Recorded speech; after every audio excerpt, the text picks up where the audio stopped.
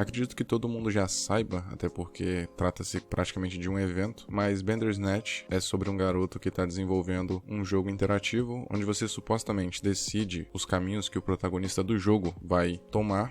E esse jogo, por sua vez, é inspirado em um livro de mesmo nome, onde o livro também é interativo. Em contrapartida, a gente está assistindo um filme onde a gente pode decidir o que a gente vai ver em seguida, quais decisões o protagonista desse filme, que é criador de um jogo interativo baseado em um livro interativo, vai tomar.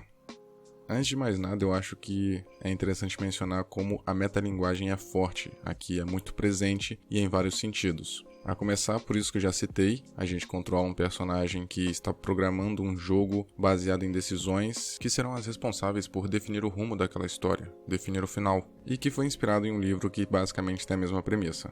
Enquanto eu estava assistindo, o que me fez prestar mais atenção, o que me chamou a atenção de verdade, foi quando o personagem principal, Stefan, disse que tomava suas escolhas meio que por instinto, por impulso, não sabia de onde estava vindo aquilo, ou seja, ele percebia o meu comando. E por mais que pareça absurdo o Stefan ter percebido que existiam pessoas o controlando, pensa por um instante, será que não tem pessoas tomando decisões por você nesse momento? Será que você não está preso em uma caixinha servindo só de experimento? Será que você não é fruto de uma realidade virtual? É para se pensar. Mas uma coisa é certa, enquanto você estava assistindo Bandersnatch, você estava sendo controlado pela Netflix. Mas é engraçado porque essa percepção de que alguém estava o controlando poderia ser simplesmente a nossa percepção natural de que os nossos atos demoram para acontecer por causa dos sinais do cérebro, por causa do comando que vem lá de cima da nossa cabeça. Então antes de a gente fazer alguma coisa, a gente já tomou a decisão de fazê-la. E o filme ele toma esse conceito para dar credibilidade a essa ideia de que alguém está nos controlando. E isso que me fisgou no começo, porque eu percebi que o filme iria por esse lado e que eu tinha que prestar atenção, até para captar toda a essência do que estava acontecendo. Por outro lado, eu achei que Bandersnatch seria mais variado, teria mais opções e não limitaria tanto o nosso livre-arbítrio, assim como limita o dos seus personagens. Como trata-se de um filme e existe uma narrativa lógica, ou seja, um caminho, digamos, oficial por onde a história passa, não quer dizer que é correta ou acerta, mas que talvez seja a principal escolha, o principal caminho a ser tomado, o filme precisa te dar a falsa sensação de que você pode mudar tudo, que você pode, de fato, controlar aquilo. Por isso que te dá escolhas bem básicas e que a princípio não mudam nada, como qual cereal escolher, qual música tocar, qual vinil comprar. Esse tipo de escolha em jogos similares servem basicamente para definir o caráter do seu personagem e para você descobrir a personalidade dele enquanto você a constrói. Nesse caso, como tudo isso já foi construído, só precisamos escolher quais rumos seguir, ao mesmo tempo que descobrimos aspectos da vida do protagonista. Mas para isso ficar coerente, linear, digamos assim, era preciso criar a ilusão de livre-arbítrio, que inclusive é debatida no próprio filme. Como eu falei, a metalinguagem é absurda aqui. Mas eu tenho que dizer que isso me incomoda um pouco porque fica muito evidente a limitação da própria história que tenta defender que o importante não é o final, e sim as escolhas, a sua jornada e a sua trajetória, e não onde ela culmina. Mas o próprio filme acaba caindo nessa armadilha que eu devo dizer que é quase inevitável, principalmente nesse tipo de narrativa, de estrutura. E é bom dizer que apesar dessa premissa inventiva, Bandersnatch não é um filme inovador, não é como se isso não existisse já na indústria. Mas enfim, como eu estava falando, me incomodou um pouco porque, como o próprio longa vende que o importante é a história, que o importante é o desenvolvimento e não necessariamente o fim, eu gostaria que isso fosse um pouco melhor trabalhado, que o filme não te mandasse tomar outras decisões, como se o que você tivesse feito fosse errado. Se o importante é o caminho, não existe decisões erradas. É compreensível, porque a gente tem uma narrativa a se seguir, a gente tem uma história pra ver, mas, por exemplo, se eu não quero saber a história da mãe do Stefan, eu não queria voltar lá e ser obrigado a escutar tudo aquilo e ver tudo aquilo. Se eu não quero seguir o Colin, eu não queria ser obrigado a segui-lo. Mas, ironicamente, essa imposição no controle do próprio espectador remete muito ao que está acontecendo dentro do filme. E isso é basicamente uma espiral de Inception, porque a gente pensa que tem o livre-arbítrio de tomar as decisões, de escolher o caminho que o protagonista vai tomar. Ele cria um jogo onde as pessoas que vão jogar vão ter nas mãos as decisões capazes de mudar tudo aquilo. O inventor do livro que inspirou esse jogo também criou uma obra que dava a falsa sensação de liberdade diante daquela história, e a gente que está assistindo acha que também tem essa liberdade, apesar de ser um pouco mais clara que não é tão grande assim, é uma liberdade bem comedida. Mas o que eu tava falando é que, pelo filme limitar nosso livre-arbítrio, isso cria uma relação direta com o próprio personagem, nos liga a ele. Então, ao mesmo tempo que me incomoda, é meio que genial também por relacionar algo com a própria história, com o próprio universo. Além do mais, eles criam uma relação com o Pac-Man, que deve ser o jogo mais simples e popular da história do entretenimento. Ou que, pelo menos já foi, e eles comentam uma relação até bem óbvia, mas que casa perfeitamente com a relação do filme e com a nossa relação enquanto espectador também, que é que o Pac-Man, o personagem principal do jogo, tem a falsa sensação de que é livre e que pode ser livre. Então ele foge dos fantasmas, segue o rastro para sair do labirinto, mas quando sai ele se depara com o mesmo local.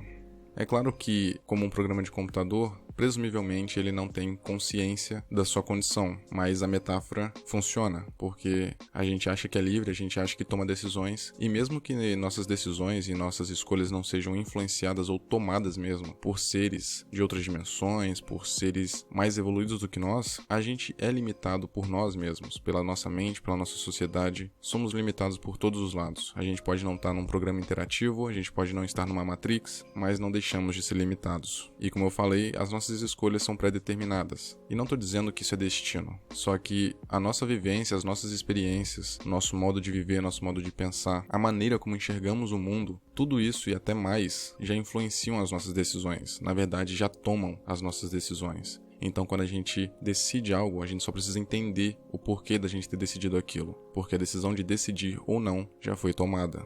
E novamente, isso casa muito com o filme porque é exatamente isso. Como existe essa necessidade de criar uma história linear, mesmo com várias ramificações, afinal a gente precisa de algo lógico para se seguir, e os escritores, roteiristas e diretores do filme precisavam de algo firme e sólido para conseguir criar essas ramificações, as escolhas já são pré-determinadas e solidificadas em duas opções, que a gente enquanto espectador precisa decidir, mas se a gente toma alguma escolha errada, entre aspas, a plataforma, a Netflix volta e faz a gente escolher a que teoricamente seria certa, o que nos encaminha a um dos 5 finais e que eu só tive acesso ao primeiro porque eu achei que seria mais honesto comentar a minha primeira experiência. Então eu não tentei assistir novamente, eu não tentei ver outras decisões a não ser as que foram impostas a mim, as que foram colocadas à minha responsabilidade para definir. Então até tinha momentos em que eu achei que o filme tinha acabado porque eu morria e morrer nesse sentido não é literalmente morrer, é só ter tomado uma decisão errada. E é engraçado porque tem até um personagem que em determinado momento fala que o Pac-Man não morre, ele só recomeça e ninguém liga.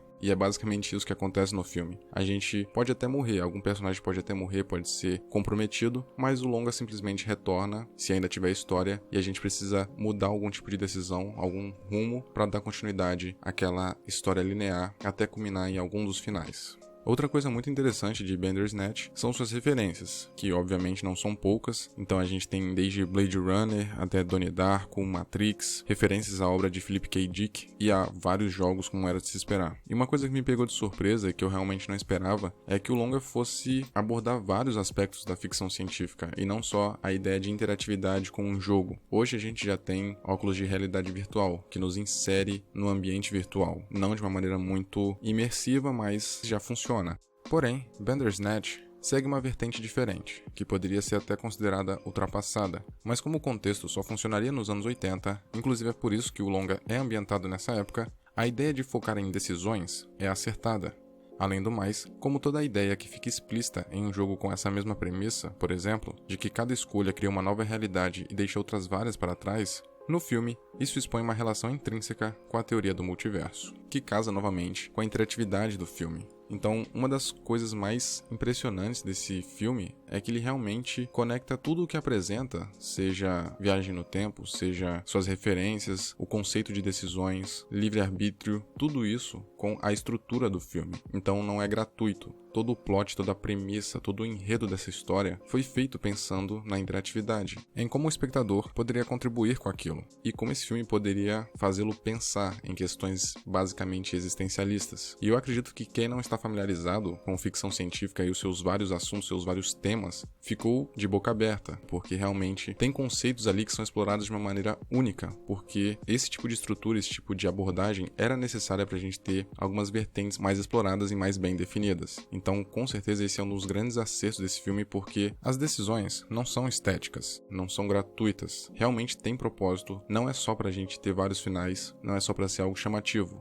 faz sentido com toda a história, com toda a premissa, e é de fato um complemento essencial para a história que a gente acompanha, independente dos caminhos, dos rumos e dos finais. Realmente é um elemento fundamental.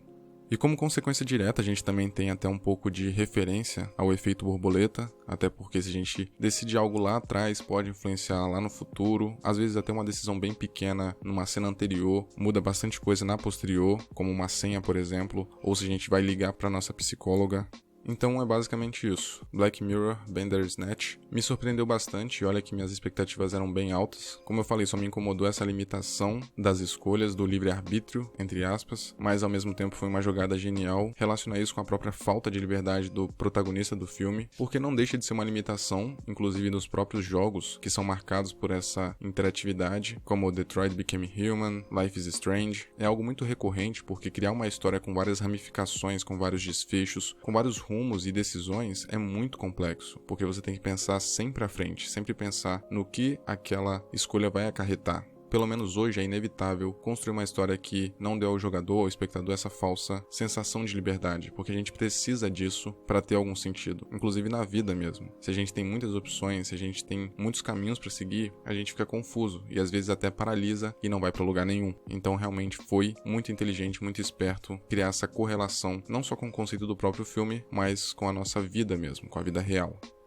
Por fim, eu acho que vale mencionar pelo menos que tudo o que acontece nesse filme tem várias possíveis interpretações. Eu não gosto muito de teorias da conspiração, mas quando o próprio filme, quando a própria obra menciona ela, é porque ela é válida. Então, a gente nota que o personagem principal tem certos distúrbios, alguns transtornos mentais, tanto que tudo que acontece e o próprio fato dele perceber que existem pessoas ou uma pessoa manipulando as suas ações poderia ser um indício de esquizofrenia, mas o filme não deixa isso como uma verdade absoluta, porque ele insere a ideia de teorias da conspiração, como eu mencionei. Então existe uma agência ficcional que poderia estar planejando todos os seus passos, controlando de alguma forma para algum experimento. Também tem a ideia mais óbvia e a que acontece de fato, que são pessoas controlando, mas que ele nunca vai ter certeza, apesar de ter até uma certa confirmação, ou que ele possa estar só enlouquecendo mesmo, como o criador do livro, que ficou paranoico com essa ideia de várias possibilidades, de várias realidades, vários caminhos, várias decisões. É uma coisa que nos deixaria loucos mesmo. A gente precisa ter uma certa linearidade para viver. E eu acredito que não sejam só essas possíveis interpretações, eu acho que tem várias maneiras de se enxergar esse filme. E claro, não poderia deixar de citar o momento em que o protagonista se vê dentro de um set de filmagem. O mais irônico é que aquilo supostamente não deveria acontecer, porque fugia do roteiro. Isso exemplifica com precisão como essa obra é metalinguística e com tantas camadas que ficar confuso é quase obrigatório. Bom, mas então é isso, eu espero que vocês tenham gostado e curtido. Agora eu quero saber de vocês, o que vocês acharam de Bandersnatch, o que te impressionou mais, o que você tirou dele de reflexão, de mensagem, se você só curtiu ou não, deixe aí nos comentários. Por favor, não deixe de curtir e compartilhar o vídeo, isso vai ajudar bastante. Se possível, dá uma olhada no meu Apoia-se ou se torne membro do canal, também vai ajudar muito. E é isso, eu vou ficando por aqui, valeu, falou, abraço e até logo.